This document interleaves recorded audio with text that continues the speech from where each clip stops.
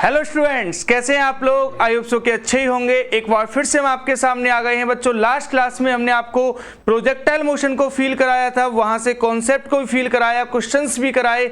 I hope so कि आपका projectile motion finish हो चुका होगा, अच्छे से आपने देख लिया होगा और अगर पसंद आया होगा तो आपने अपने फ्रेंड सर्कल में शेयर भी कर दिया होगा।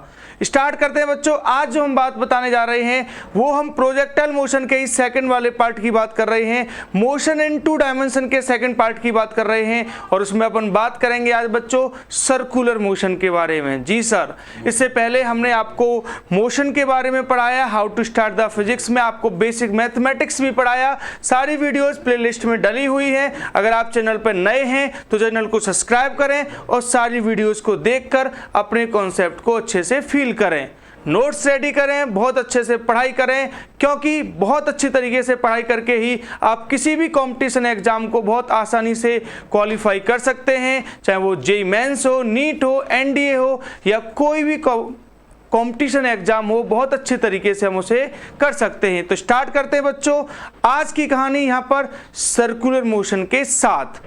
ओके बच्चों, आ जाइए मेरे पास। सर्कुलर मोशन की बात कराता हूं आपको। सर्कुलर मोशन क्या है, हम कैसे इसको फील करेंगे, क्या क्या बातें अपन इसमें पढ़ेंगे, कितना इंपॉर्टेंट है किसी भी कंपटीशन एग्जाम के लिए, वो सारी बातें अपन यहां करने वाले हैं। साथ ही साथ 11th क्लास में क्या क्या रहता है यहाँ से, वो सब हम आपको सिखाने वाले हैं। यहाँ पर बने रहिए मेरे साथ, सीखते रहिए मेरे साथ। यहाँ पर सर्कुलर मोशन में बेटा जी सबसे पहले तो मैं आपको बताता हूं कि सर्कुलर मोशन आखिर होगा कैसे, कैसे कैसे बॉडी सर्कुलर मोशन कर पाएगी, वो सारी बातें फील कराता हूं। सबसे पहले आप लोग ध्यान देंगे बेटा, इन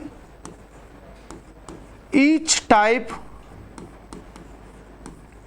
of circular motion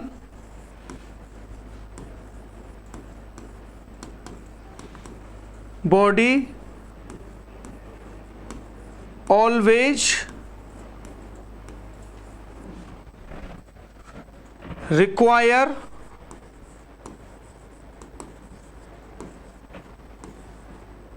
a force which is called centripetal force।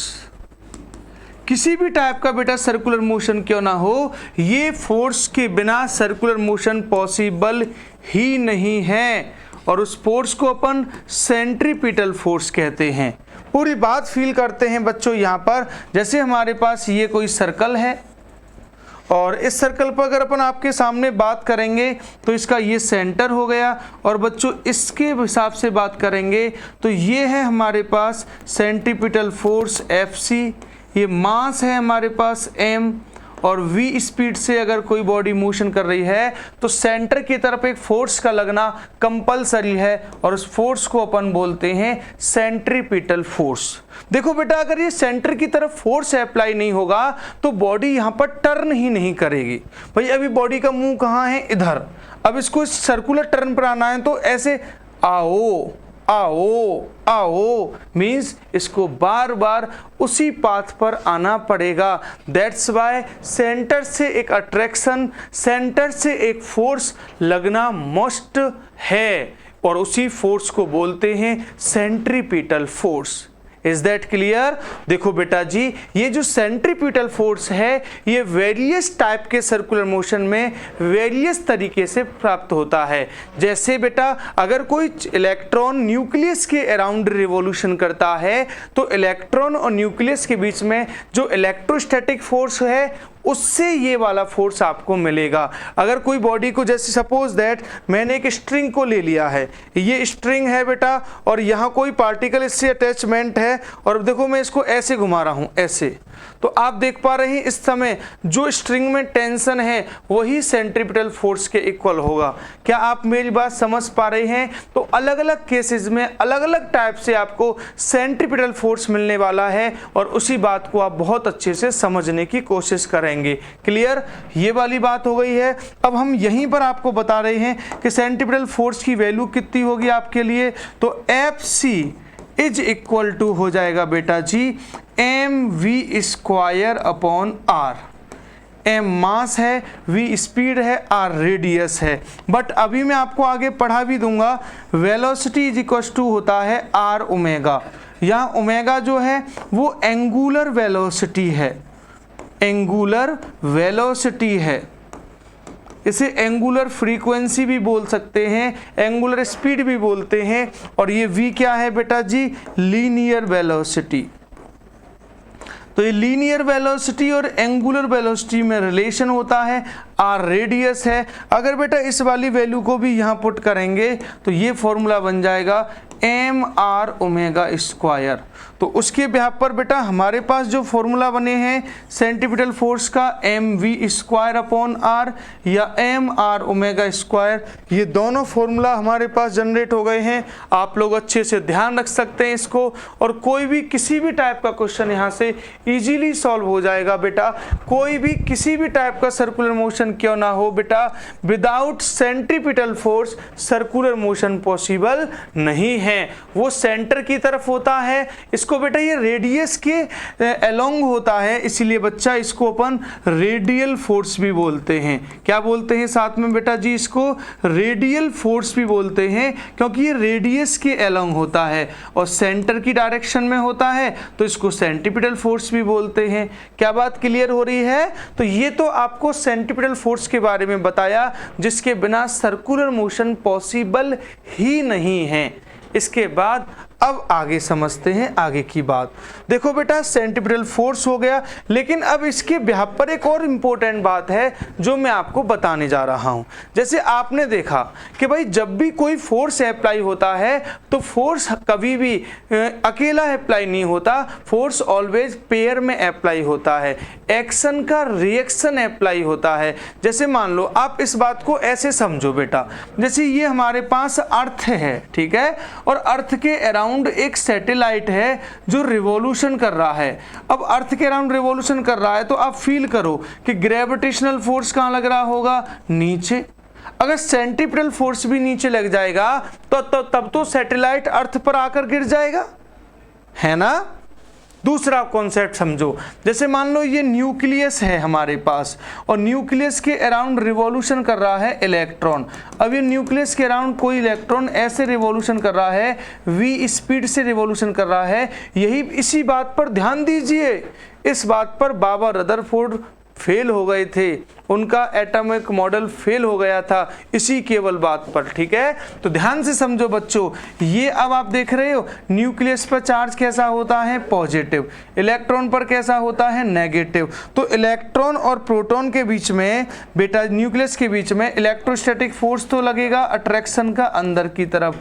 अगर बेटा हम बात करें सेंट्रीफ्यूगल फोर्स की, तो वहां सेंट्रीपिटल भी अगर अंदर की तरफ अप्लाई हो गया तब तो इलेक्ट्रॉन उससे ज्वाइंट हो जाएगा, है ना। तो फिर बात क्या है, क्या इंपॉर्टेंट बात है यहाँ पर, उस बात को समझने की कोशिश करेंगे आप सभी लोग। तो ध्यान से समझो बेटा कि फोर्स जो है वो हमेशा पेयर में अप्लाई होता है। दैट्स वाई जैसे हमारे पास ये सर्कुलर मोशन हो रहा है, ये इसकी रेडियस हो गई है, तो लगता तो है सेंट्रीपिटल फोर्स, लेकिन फील जो होता है वो सेंट्रीपिटल फोर्स नहीं होता।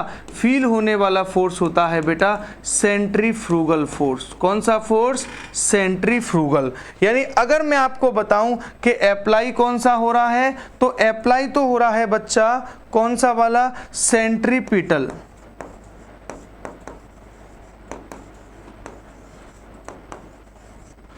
और यहां से फील कौन सा हो रहा है?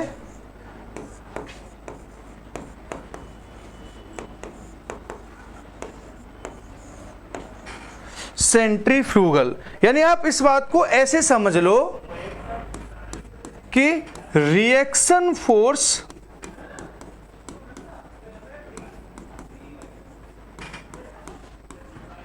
Of centripetal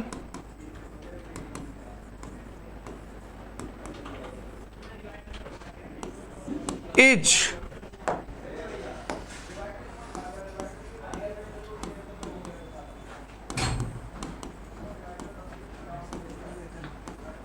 frugal.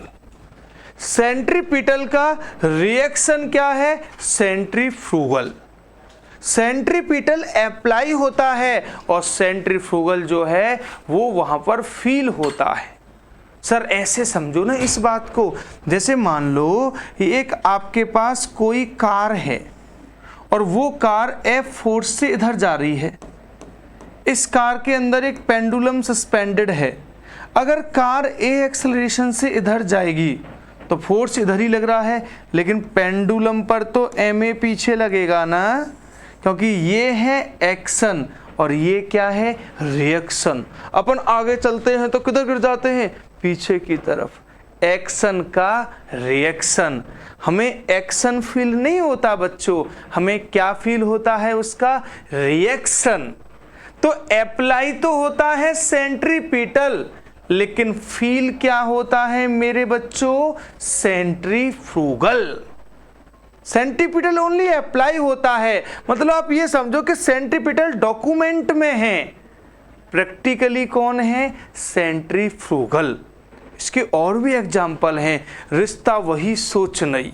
जैसे मान लो आप क्रीम निकाल रहे हैं या जो आपके पास दही है उससे बटर को अलग कर रहे हैं, तो अपन मशीन चलाते हैं, उसमें वो उसे ऐसे गोल गोल घुमाती है तो पार्टिकल्स, उसके जो क्रीम के मक्खन के पार्टिकल्स होते हैं बटर के, वो साइड में हो जाते हैं।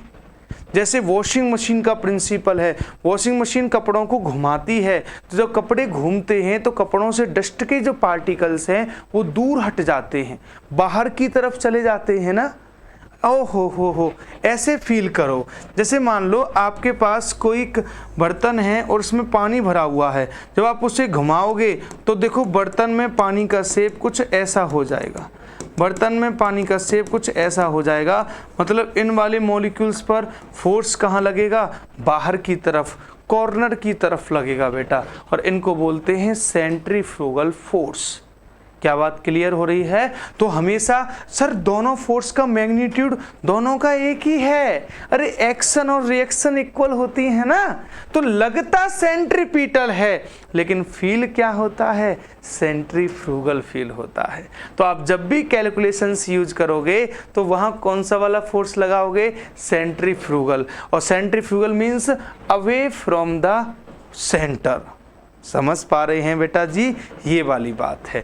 जैसे अभी मैं आपको इसके बारे में और भी बातें बताता हूं, ध्यान से समझिएगा। जैसे मान लो ये मेरे पास एक स्ट्रिंग थी, L लेंथ की स्ट्रिंग थी, इससे M मास की बॉडी को मैं V वेलोसिटी से सर्कुलर मोशन करा रहा हूं, ऐसे।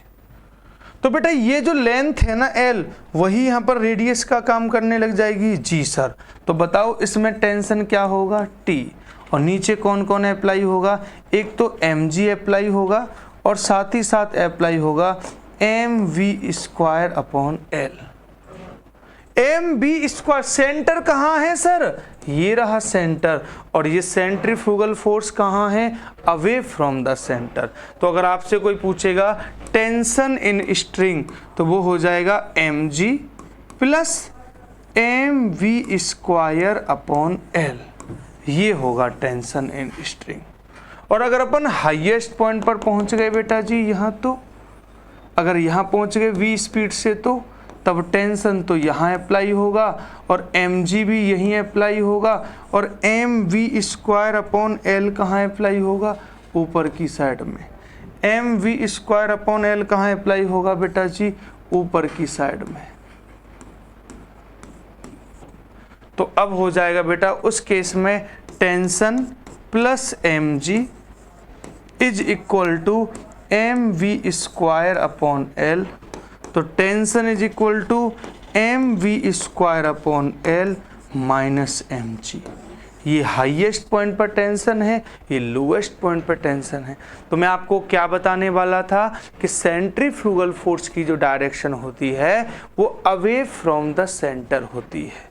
सेंट्रीफ्यूगल फोर्स का मैग्नीट्यूड वही होता है जो सेंट्रीपिटल का होता है, बस direction away from the centre होती है। क्या बात क्लियर हो रही है सभी को, कोई प्रॉब्लम तो नहीं है? तो इस टाइप के क्वेश्चंस को यहाँ से सॉल्व कर सकते हैं। पूरा कॉन्सेप्ट हमने आपको सिखाया, सेंट्रीपिटल फोर्स क्या होता है, सेंट्रीफ्यूगल फोर्स क्या होता है। ओके, अब हम जब सर्कुलर मोशन पढ़ रहे हैं तो सर्कुलर मोशन से रिलेटेड जितने भी उसमें कंपोनेंट्स हैं उनके बारे में पढ़ते हैं। जैसे उसमें सबसे पहले हमारे पास आ रहा है एंगुलर डिस्प्लेसमेंट। एंगुलर डिस्प्लेसमेंट बेटा जी एंगुलर डिस्प्लेसमेंट को थीटा से रिप्रेजेंट करते हैं, क्या है वो फील कराते हैं आपको। बिल्कुल बेसिक से टॉप लेवल तक आपको सिखाऊंगा।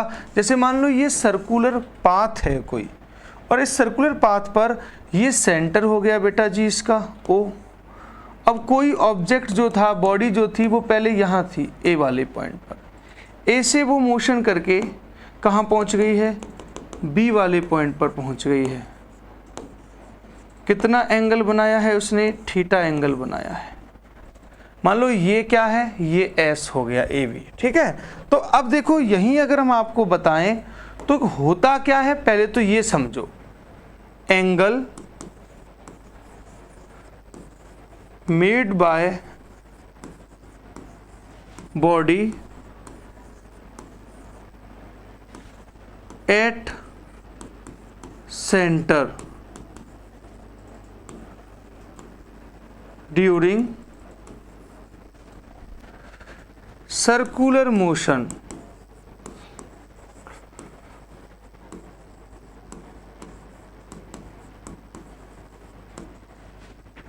is called angular displacement।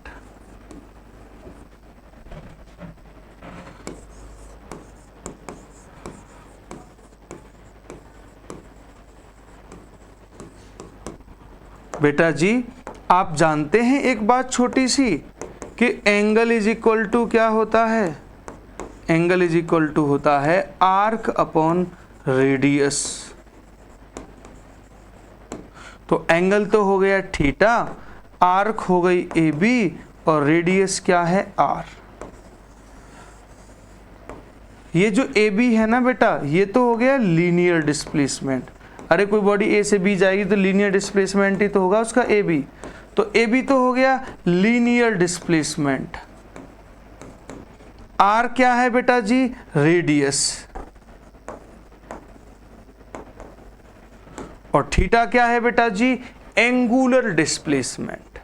तो ये लीनियर डिस्प्लेसमेंट और एंगुलर डिस्प्लेसमेंट में रिलेशन भी हो गया है। एक और बात बेटा, अगर ये पूरा एक रिवॉल्यूशन कंप्लीट कर लेगा तो बताइए फिर एंगुलर डिस्प्लेसमेंट कितना होगा, 2 पाई होगा। अरे पूरा रिवॉल्यूशन 2 पाई का होता है ना। 2 कर लेगा तो 4 पाई, 3 कर लेगा तो 6 पाई। मतलब आप यहाँ से ये वाली बात समझ लीजिए, सभी बच्चे ये वाली बात समझ लीजिए कि आफ्टर n रिवॉल्यूशंस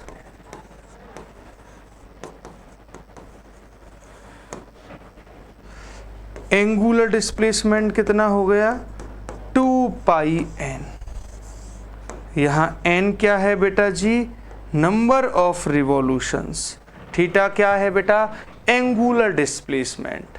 तो ये है एंगुलर डिस्प्लेसमेंट की कंप्लीट बातें। बेटा एंगुलर डिस्प्लेसमेंट की डायरेक्शन उस रोटेशन एक्सिस के अलोंग होती है जिसके अलोंग बॉडी सर्कुलर मोशन करती है, और इसलिए अपन इसको एक्सियल वेक्टर बोलते हैं। मैंने आपको वेक्टर में भी पढ़ाया था कि जो भी वेक्टर जिनमें जो रोटेशन मोशन से, सर्कुलर मोशन से रिलेटेड हैं, चाहे वो एंगुलर डिस्प्लेसमेंट हो, एंगुलर वेलोसिटी हो, एंगुलर एक्सेलरेशन हो, एंगुलर मोमेंटम हो, मोमेंट ऑफ फोर्स यानी टॉर्क हो, उन सभी को अपन एक्सियल वेक्टर कहते हैं। इसके अलावा जो बचते हैं उनको पोलर वेक्टर कहते हैं। ठीक है, तो ये बात तो हमने एंगुलर डिस्प्लेसमेंट के बारे में बताई आपको। अब हम आपको लेके चलते हैं आगे नेक्स्ट। एंगुलर के बाद अब हम बात कर रहे हैं एंगुलर वेलोसिटी की। इसके जो नेम है ना, एंगुलर वेलोसिटी बोलो या एंगुलर स्पीड बोल दो या एंगुलर फ्रीक्वेंसी बोल दो, ओमेगा।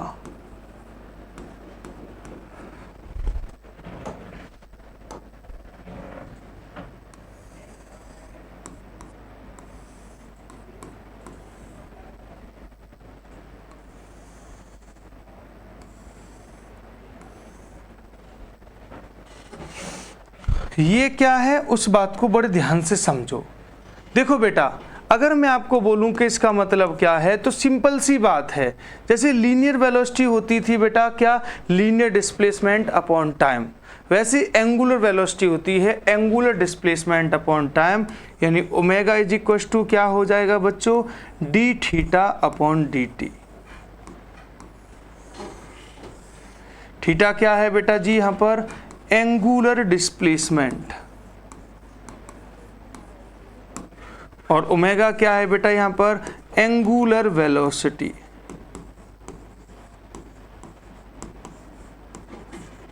ये भी कैसी क्वांटिटी है, axial vector. S I unit standard unit क्या होगी इसकी, तो बेटा देखो थीटा की क्या होती है, रेडियन,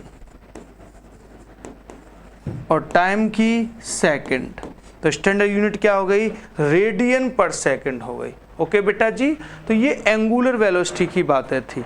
इसके अलावा एंगुलर वेलोसिटी का एक फॉर्मूला ये भी होता है बेटा, क्या है, omega is equal to 2 pi F या 2 पाई ओवर कैपिटल टी।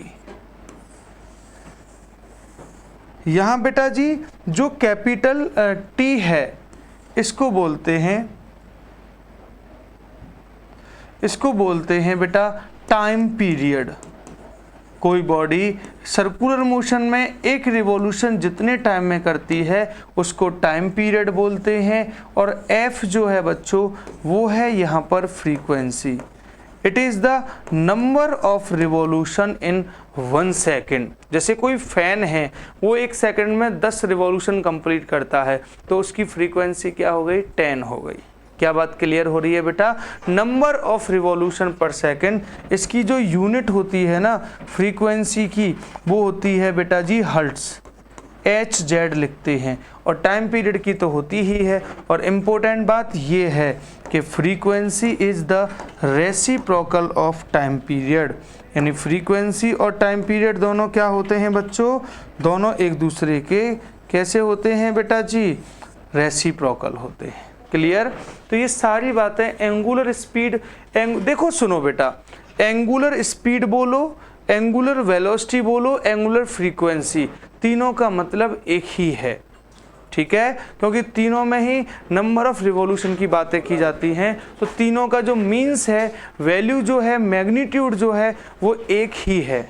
ठीक है बेटा, ध्यान रखेंगे आप लोग इस बात को। तो ये मोस्ट इंपॉर्टेंट बात थी जो मैंने आपको बताई है, आप सभी लोग इसके बारे में ध्यान रखेंगे। सर ये तो मैंने आपको लीनियर वेलोसिटी तो हमने पहले ही पढ़ रखा है, ये एंगुलर वेलोसिटी भी अपन ने पढ़ ली है। तो अभी थोड़ी देर पहले हमने लीनियर वेलोसिटी और एंगुलर वेलोसिटी में रिलेशन बनाया था, उस रिलेशन को आपको रिवाइज कराता हूँ यहाँ पर। ठीक है बेटा, ओके। रिलेशन क्या था उस बात को फील करते हैं। आपको इसके नोट्स बनाने हैं, फटाफट से सभी स्टूडेंट इसका स्क्रीनशॉट ले सकते हैं, नोट्स बना सकते हैं। अब आ जाते हैं इस पर, यहाँ पर क्वेश्चन क्या है, क्वेश्चन है राइट द रिलेशन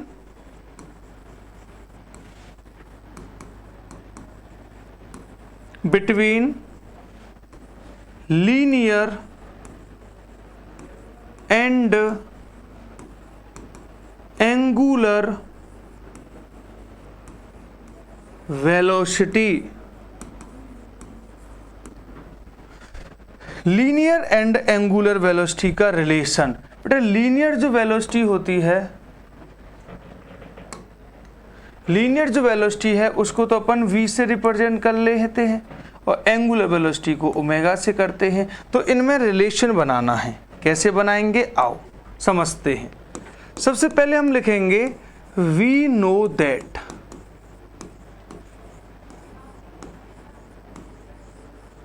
देखो जैसे मान लो ये हमारे पास कोई सर्कुलर पाथ है और ये इसका सेंटर है।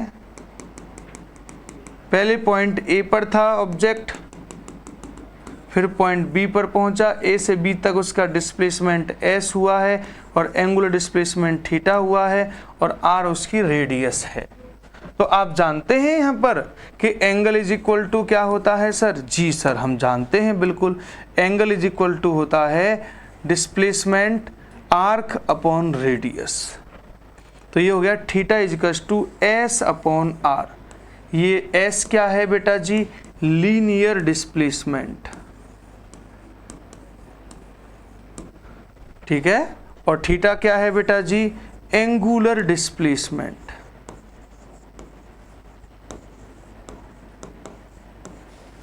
अब now differentiation on both side with respect to time. Time के रेस्पेक्ट में डिफरेंशिएशन करना है दोनों साइड में, तो क्या मिलेगा बेटा जी मुझे?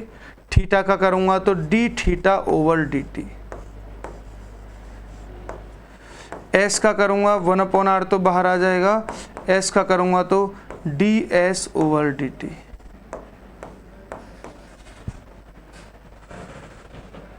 D theta over D T क्या हो जाएगा? ओमेगा। छी ओमेगा।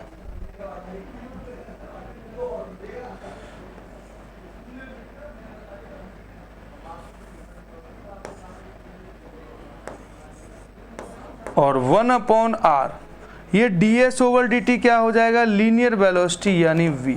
देखो, एंगुलर डिस्प्लेसमेंट का डिफरेंशिएशन करेंगे तो एंगुलर वेलोसिटी मिलेगा, और लीनियर डिस्प्लेसमेंट का करेंगे तो लीनियर वेलोसिटी मिलेगा। So simple.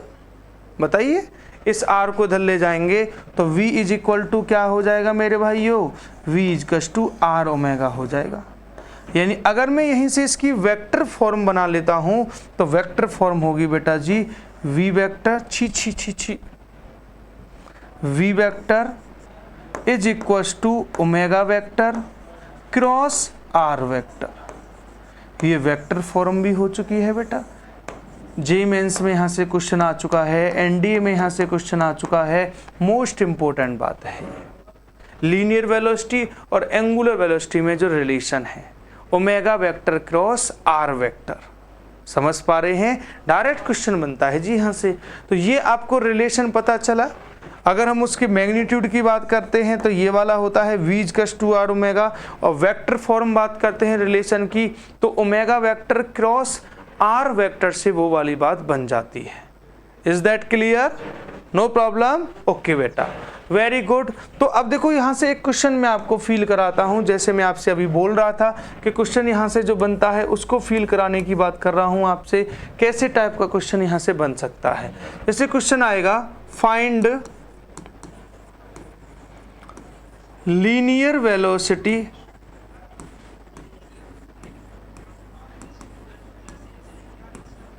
Of a body having angular velocity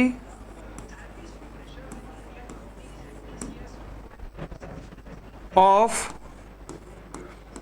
v vector is equal sorry angular velocity करेंगे छी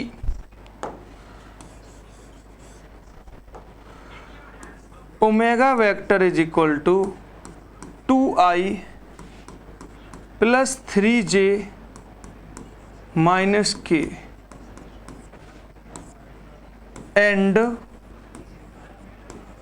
are vector is equal to i minus j plus k, ये दे रखा है। अब मुझे लीनियर वेलोसिटी फाइंड करनी है बेटा। तो लीनियर वेलोसिटी क्या होती है बोलो जरा? अगर मैं इसके बारे में बात करता हूं तो v vector is equal to होता है omega vector cross r vector. ठीक है, तो v vector is equal to omega cross r होगा। अब देखो मैं यहाँ पर कैसे बनाऊंगा, डिटर्मिनेंट का हेल्प लूंगा मैं यहाँ से, और बेटा ओमेगा कौन आएगा? ये वाला लिख लेंगे।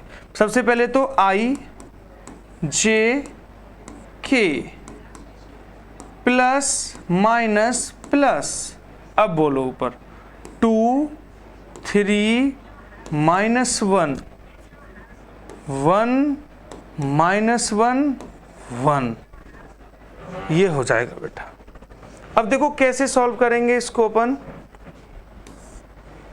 ऐसे मल्टीप्लाई करते हैं, माइनस लगाकर ऐसे मल्टीप्लाई करते हैं। तो बस उसी के बेहाव पर हम बात कर रहे हैं आपके लिए। v इज इक्वल टू, सबसे पहले i लिखेंगे वहां पर। अब i वालों को छोड़ दीजिए, 3 1 जा 3, माइनस 1 प्लस का 1 हो जाएगा, माइनस का j आ गया, 2 1 जा 2, माइनस 1 प्लस के कैप आ गया, माइनस का 2 माइनस का 3, v vector is equal to हो जाएगा 2i, देखो 2 और 1 3 होगा, माइनस का 3j माइनस 5k। ये वेलोसिटी आ गई है, लीनियर वेलोसिटी। तो सिंपल अपन ने क्रॉस प्रोडक्ट निकाला, और क्रॉस प्रोडक्ट निकालना मैं आपको वेक्टर वाले टॉपिक में पहले भी पढ़ा चुका हूँ। पहले इसको लिखते हैं माइनस, फिर ऐसे मल्टीप्लाई करते हैं। और इम्पोर्टेंट बात, प्लस माइनस प्लस, आई जे के का ऑर्डर रखना है, प्लस माइनस प्लस। तो इस टाइप के क्वेश्चंस इजीली आप लोग सॉल्व कर सकते हैं, और यहाँ से बनने वाली प्रॉब्लम्स आपसे छूटनी नहीं चाहिए। ओके बेटा, तो मैंने आपको पढ़ाया अब तक सर्कुलर मोशन क्या है, सर्कुलर मोशन में सेंट्रीपिटल फोर्स क्या होता है, सेंट्रीफ्यूगल फोर्स क्या होता है। इसके अलावा मैंने आपको पढ़ाया एंगुलर डिस्प्लेसमेंट क्या है, एंगुलर वेलोसिटी क्या है, एंगुलर वेलोसिटी और लीनियर वेलोसिटी में क्या रिलेशन होता है। इस टाइप की बातें मैंने आपको समझाई हैं, ठीक है। अब इसके बाद हम आगे बात करते हैं। एक क्वेश्चन देखो ऐसे भी आता है अपने पास। क्वेश्चन कैसे आता है, a wheel is rotating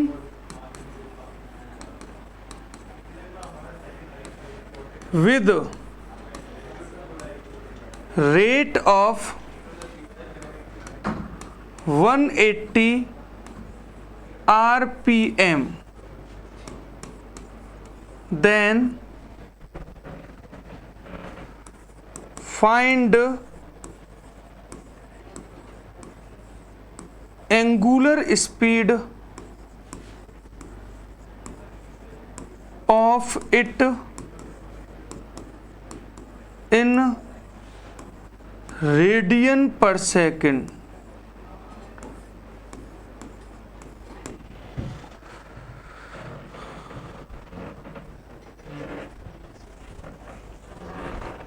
radian पर सेकेंड। देखो बेटा, क्वेश्चन का आंसर बनाते हैं अपन। एक व्हील रोटेट कर रहा है 180 आरपीएम। सबसे पहले मैं आपको बताता हूं आरपीएम का क्या मीन्स होता है। आपने देखा होगा व्हीकल वगैरह जो होते हैं उनके स्पीडोमीटर पर भी लिखा होता है आरपीएम। आरपीएम का मतलब होता है बच्चों रिवॉल्यूशन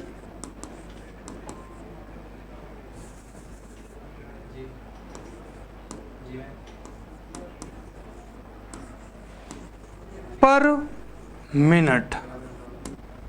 यानी कहने का सेंस ये है, यहां से अगर हम फील करें तो, कि इन 1 मिनट, 1 मिनट बोले तो 60 second, number of revolutions is equal to 180, है ना। 180 रिवॉल्यूशन पर मिनट का मीन्स है कि 1 मिनट में यानी 60 सेकंड में कितने रिवॉल्यूशन होते हैं, 180। Then in 1 second number of revolution is equal to 180 upon 60 बोले तो 3। तो 1 सेकंड में कितने रिवॉल्यूशन हो रहे हैं, 3। इसका मतलब frequency frequency is equal to कितना हो गया है, 3 हर्ट्ज। ये फ्रीक्वेंसी आई है अभी हमारे पास। नाउ अपन से पूछा क्या है क्वेश्चन में, अपन से पूछा है क्वेश्चन में एंगुलर स्पीड।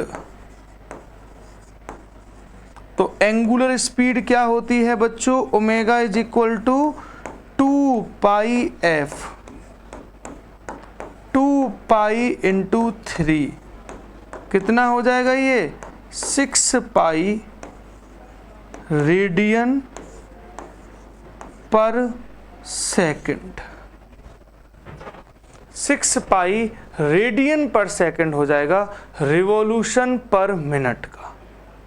ओके, तो ये सारी बातें आपको ध्यान रखनी है ताकि यहां से बनने वाला क्वेश्चन आपसे भी बने। मैंने आपको अब तक एंगुलर वेलोसिटी को भी पढ़ाया, इनमें रिलेशन भी मैंने आपको बताया है। आप लोग इसको बहुत अच्छे तरीके से रिवाइज करें, ध्यान रखें। मोस्ट इंपॉर्टेंट बातें हैं जितनी बातें मैं आपको बता रहा हूं, ठीक है। अब इसके बाद जो वाला जो टॉपिक है वो इससे भी ज़्यादा इम्पोर्टेंट है, और वो है बेटा जी, एक बार में आप लोग फील करेंगे बहुत अच्छे से इसको, वो है बेटा acceleration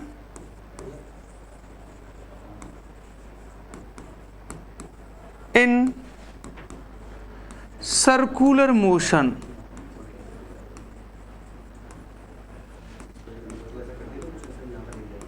acceleration in circular motion. बेटा जी अगर मैं आपको फील कराऊं तो आप इस बात को ध्यान रखेंगे। In circular motion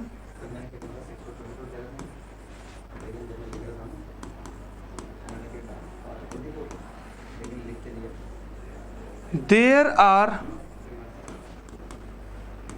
two types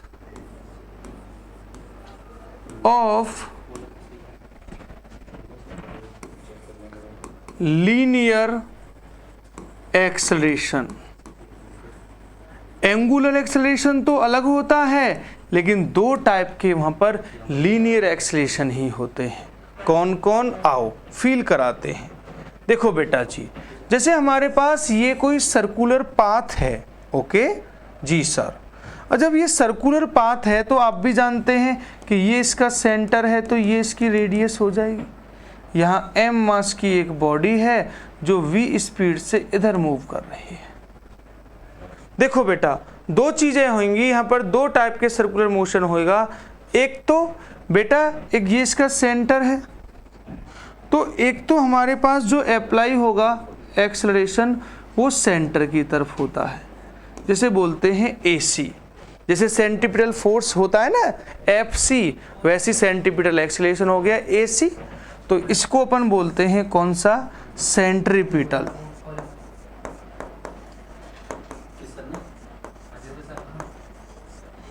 अब देखो बेटा आपको पता है सेंटीपिटल फोर्स क्या होता है सर, या तो mv²/r होता है या mr ओमेगा स्क्वायर होता है ना।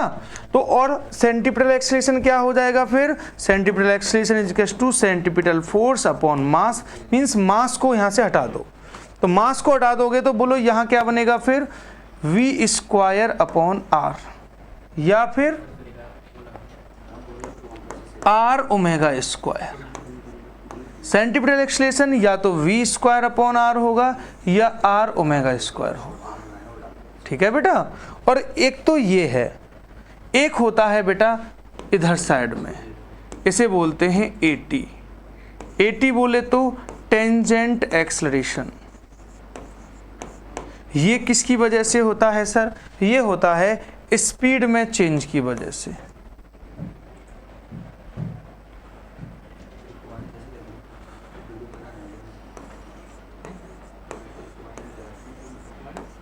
चेंज इन स्पीड,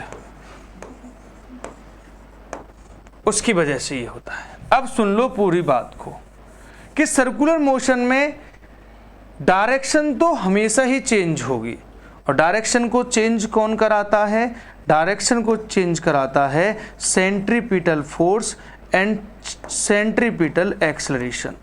तो भाई डायरेक्शन तो हमेशा ही होगी, इसका मतलब सेंट्रीपिटल फोर्स और सेंट्रीपिटल एक्सेलरेशन तो ऑलवेज लगेंगे, लेकिन जो टेंजेंट एक्सेलरेशन है वो कभी अप्लाई होगा, कभी अप्लाई नहीं होगा। अगर बॉडी कांस्टेंट स्पीड के साथ मूव कर रही है तो फिर टेंजेंट एक्सेलरेशन 0 होगा, लेकिन सेंट्रीपिटल कभी जीरो नहीं हो सकता। ध्यान दीजिए, क्योंकि बॉडी को सर्कुलर मोशन करना है तो अपनी डायरेक्शन तो चेंज करनी ही पड़ेगी, मुड़ना तो पड़ेगा ही सही। तो सीधी सीधी बात, बॉडी को टर्न कराने के लिए, मोड़ने के लिए सेंट्रीपिटल एक्सेलरेशन होता है और बॉडी को स्पीड चेंज करने के लिए टेंजेंट एक्सेलरेशन होता है। क्या बात क्लियर है? ये वाली बात है। अब इन्हीं बातों को अपन ऐसे भी फील कर रहे हैं। अब हम यहाँ पर दो बातें हैं सर। दो बातें कौन कौन सी हैं? सबसे पहली बात तो ये है कि इफ स्पीड जो है बॉडी की वो कांस्टेंट है, अगर बॉडी की स्पीड कांस्टेंट है मेरे भाई, तब तो बड़ी सिंपल सी कहानी आपके सामने बन जाएगी। स्पीड कांस्टेंट होने पर कि AC जो है वो तो नॉन जीरो होगा, क्योंकि डायरेक्शन तो चेंज हो रही है ना, बट AT जो है टेंजेंट एक्सेलरेशन वो क्या हो जाएगा? जीरो। और जानते हो स्पीड कांस्टेंट होती है तो ऐसे सर्कुलर मोशन को अपन क्या बोलते हैं? Uniform circular motion. Uniform circular motion कौन सा होता है भैया? जिसमें स्पीड कांस्टेंट होती है, बॉडी एक कांस्टेंट स्पीड के साथ ट्रेवल करती है और वहाँ ओनली डायरेक्शन चेंज होती है। दैट्स वाई बॉडी के पास ओनली कौन सा वाला एक्सेलरेशन होता है? सेंट्रीपिटल एक्सेलरेशन होता है। टेंजेंट एक्सेलरेशन क्या होगा उसका? जीरो। दूसरी वाली बात कि अगर स्पीड चेंज होती है, स्पीड चेंज होती है, कौन चेंज होती है सर? स्पीड चेंज होती है, तो उस केस में बेटा जी दो टाइप के एक्सेलरेशन होंगे। तब हमारा AC भी होगा, AT भी होगा, यानी फिर उसमें AC भी नॉन जीरो होगा, टेंजेंट सेंट्रीपिटल वाला, और टेंजेंट वाला भी नॉन जीरो होगा। और इस वाले केस में जब दोनों होते हैं तो फिर हम नेट एक्सेलरेशन निकालते हैं। आप देख रहे हो ये दोनों कैसे होते हैं? परपेंडिकुलर हैं, और परपेंडिकुलर की कंडीशन में नेट जानते हो कैसे निकलता है?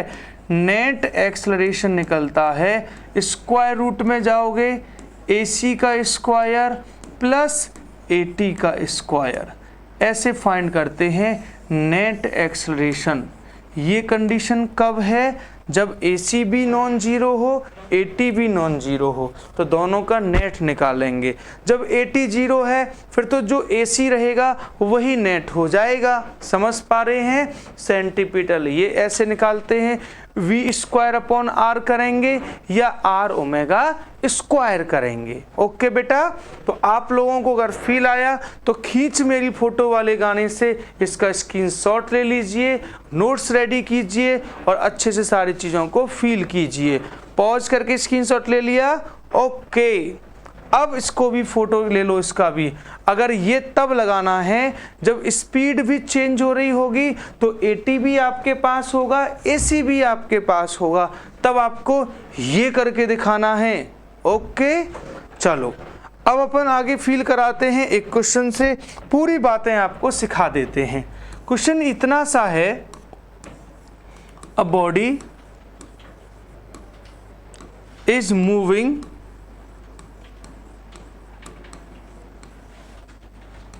on a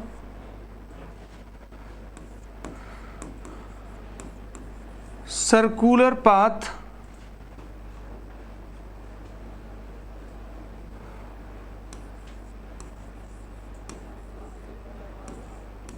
of radius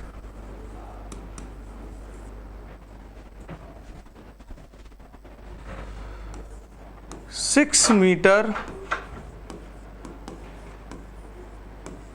with speed of 6 meter per second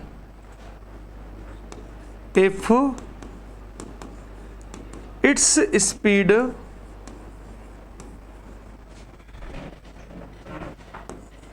is also changing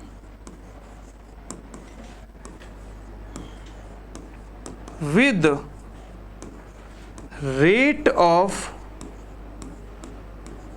8 meter per second, then find resultant acceleration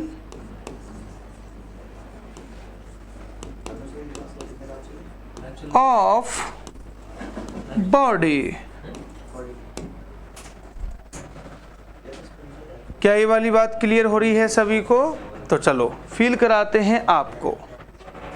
बेटा आपसे क्वेश्चन में बोला है कि एक बॉडी है जो सर्कुलर मोशन कर रही है, तो अब मैं आप क्वेश्चन में सबसे पहले आपको लिखवाने वाला हूं क्या क्या गिवन है।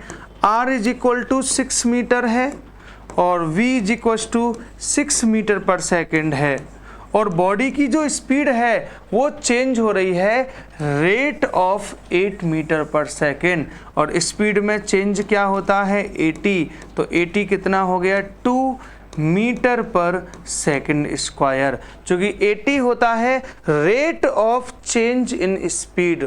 टेंजेंट एक्सेलरेशन तभी प्रोड्यूस होता है, तभी अप्लाई होता है जब बॉडी की स्पीड भी चेंज हो रही होती है। ठीक है, तो आपको खुद ही पता चल जाएगा rate of change in speed circular motion में कौन सा वाला होगा, टेंजेंट एक्सेलरेशन होगा। ठीक है बेटा जी, अब सबसे पहले हम यहाँ पर फाइंड कर लेते हैं आपके लिए कौन सा वाला, AC फाइंड कर लेते हैं। AC होता है v square upon r। v क्या है 6 का स्क्वायर, r कितना है 6, तो ये हो जाएगा 6 metre per second square. AC हो गया 80 हो गया, तो अब हमें फाइंड करना है।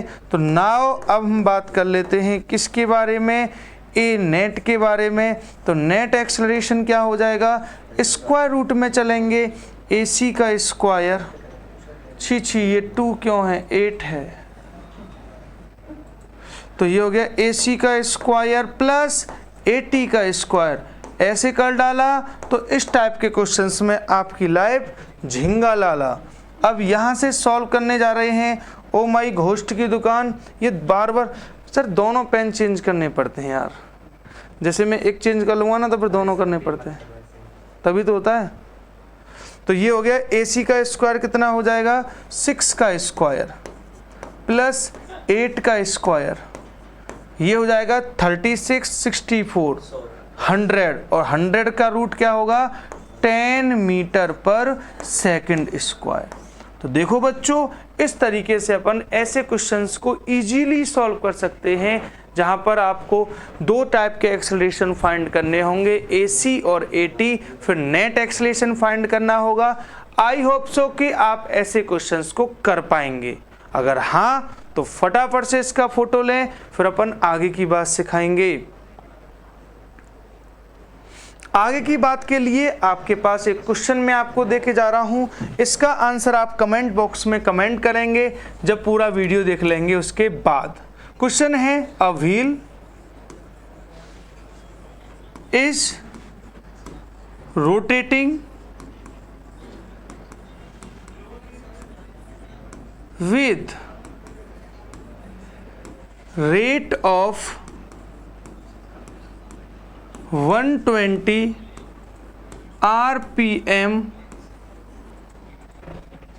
on a circle,